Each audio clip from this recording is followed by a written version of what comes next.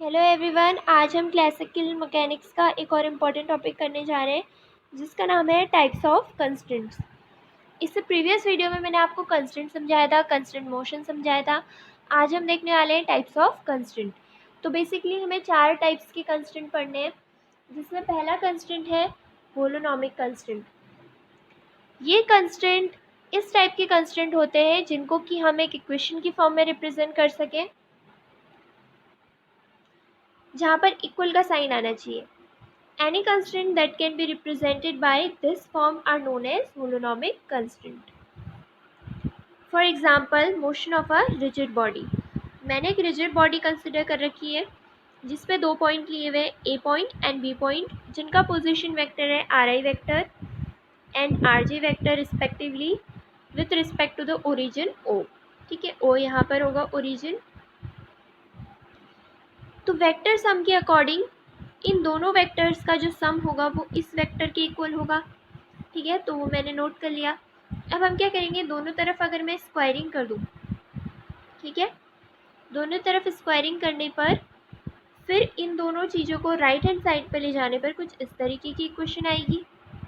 ठीक है, और इस इक्वेशन से आपको साफ दिखाई दे रहा है कि हम इसको इक्वल वाली फॉर्म में रिप्रेजेंट कर सकते हैं। तो यहाँ पर जो हमारे कंस्टेंट हैं वो इक्वल वाली फॉर्म में रिप्रेजेंट हो जा रहे हैं इक्वेशन में, तो इसको हम बोल सकते हैं होलोनोमिक कंस्टेंट। नेक्स्ट एग्जांपल है सिंपल पेंडुलम। देखो, आपको पता था सिंपल पेंडुलम में जो लेंथ होती है स्ट्रिंग की, ये जो स्ट्रिंग है इसकी जो लेंथ होगी L, वो हमेशा क्या रहती है, कांस्टेंट रहती है। ठीक है, तो मैंने इसको ले लिया C एक कांस्टेंट है यहाँ पे, L इक्वल्स टू C। तो ये हो जाएगा L minus C equals to 0। तो अगेन मैंने कंस्टेंट को एक इक्वेशन की फॉर्म में नोट कर लिया, तो हम कह सकते हैं कि ये क्या है, होलोनोमिक कंस्टेंट है। और आप इसकी दूसरी डेफिनेशन भी देख सकते हो, जो कहती है if constraint imposed on the motion of the system can be expressed in the form of mathematical equation where Ri, R2 and so on to Rn vector are position vector of system of particles and t is the time। फिर से वही definition है, क्या कह रखा है कि कोई भी कंस्टेंट जो कि किसी बॉडी के मोशन पे इम्पोज किए गए हैं, अगर उनको हम इस वाली फॉर्म में लिख सकते हैं, जहाँ पर Ri, R1, R2, Rn ये सब क्या है, पोजिशन वेक्टर है पार्टिकल्स के, और t क्या है, टाइम है। ठीक है, नेक्स्ट टाइप आता है कंस्टेंट्स का नॉन होलोनोमिक कंस्टेंट, यानी कि अगर कंस्टेंट्स को हम इक्वल वाली इक्वेशन में रिप्रेजेंट नहीं कर सकते हैं, बल्कि इसकी जगह पे हम इसको या तो इस साइन से रिप्रेजेंट करें, या फिर इस साइन से, या फिर इस साइन से, या फिर इस साइन से अगर हम रिप्रेजेंट करें, तो वो कहलाएंगे non holonomic constant. For example, इसकी डेफिनेशन आप ये कह सकते हो कि if constant imposed on the motion of a system can't be expressed in the form of mathematical equation this, then they are known as non-holonomic constant। For example, a particle in a box। ये मैंने आपको पिछली video में भी समझाया था। इस तरीके से अगर कोई क्यूबॉइडल बॉक्स है जिसकी लेंथ L है, ब्रेथ B है और हाइट H है, तो इस केस में अगर इसके अंदर कोई पार्टिकल रख रखा है, तो अब ये बॉक्स की डायमेंशन में मूवमेंट करेगा, इसके बाहर तो मूवमेंट करेगा नहीं।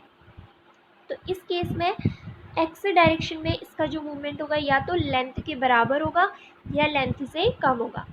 सिमिलरली ऐसे ही वाई डायरेक्शन में या तो हाइट के बराबर होगा या हाइट से कम होगा। ऐसे ही जेड डायरेक्शन में या तो ब्रेथ के बराबर होगा या ब्रेथ से कम होगा।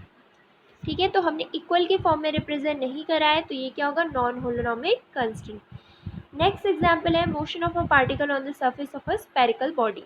ये भी मैंने आपको प्रीवियस वीडियो में समझाया था कि अगर कोई स्पेरिकल बॉडी के बाहर मैंने एक बॉडी ले रखी है, पार्टिकल ले रखा है जिसका कि मूवमेंट देख रहे हैं हम, तो ये डिस्टेंस क्या है, r है, रेडियस है। ठीक है, या तो ये इसके सरफेस पे ही मूवमेंट करेगा या फिर सरफेस से बाहर मूवमेंट करेगा। तो ऐसे केस में जो इसकी डिस्टेंस होगी या तो वो r के बराबर होगी या r से बड़ी होगी। ठीक है, नेक्स्ट आता है हमारा कंस्टेंट का टाइप सेलेरोनॉमस कंस्टेंट। ठीक है, सेलेरोनॉमस कंस्टेंट्स क्या होते हैं, ऐसे कंस्टेंट जो कि टाइम पे डिपेंडेंट नहीं होते। ठीक है, constant which are independent of time are known as scleronomous constant. For example, a simple pendulum suspended with fixed support, यानी कि अगर मैंने एक सिंपल पेंडुलम ले रखा है जो कि फिक्स्ड सपोर्ट से सस्पेंडेड है, ठीक है, तो ऐसे केस में क्या है, अब ये जो फिक्स्ड सपोर्ट है ये टाइम के साथ चेंज तो करेगा नहीं अपनी पोजीशन, ठीक है। कई केसेस में क्या होता है, अगर हमने सिंपल पेंडुलम को इस तरीके से लिया है कि ये जो इसका सपोर्ट है फिक्स नहीं है, ये टाइम के साथ मूवमेंट करते रह रहा है, तो ऐसे केस में क्या होगा, अब वैल्यूज चेंज होती रहेंगी, ठीक है। तो हमने क्या करा है, अभी तो कंस्टेंट लगा रखा है कि फिक्स्ड सपोर्ट है, ठीक है। तो फिक्स सपोर्ट होने की वजह से ये टाइम पे डिपेंड नहीं करेगा, भले ही मैं 2 सेकंड पीछे मेज़र करूँ या 2 सेकंड आगे मेज़र करूँ, मेजरमेंट वही रहेंगी।